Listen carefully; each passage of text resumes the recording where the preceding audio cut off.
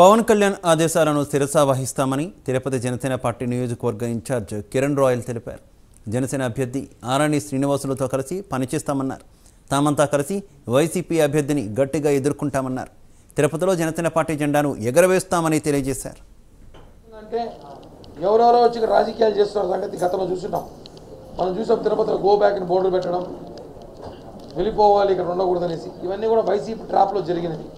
మనం ఏం చెప్తున్నామంటే మనల్ని అర్థం చేసుకునేవాడు, మనకు తోడు నిలబడేవాడు, మనకు అండగా నిలబడే నాయకుడు మనకు కావాలి. అలాంటి నాయకుడు ఎన్నుకుందాం.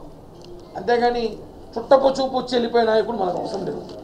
రేపు మనం అధికారంలోకి వస్తే అద్భుతం. ఒకవేళ తేడా జరిగింది అనుకోండి, మన పరిస్థితి ఒకసారి ఆలోచించండి. కాబట్టి నేను మీ అందరికీ కూడా చెప్తున్నా, మీరు ఇక్కడ చాలామంది వచ్చారు, మిమ్మల్ని పంపించిన నా మిత్రులు కూడా చెప్తున్నాం, రాబోయేది మన ప్రభుత్వం, మనం గట్టిగా నిలబడదాం. మీరు ఎవరు ప్రలోభకు దయచేసి లొంగకండి. మీకు జనసేన పార్టీ తరఫున మేమందరం పూర్తి భరోసా ఇస్తాం. ఎవరు ప్రలోభకు లొంగే అవసరమే లేదు.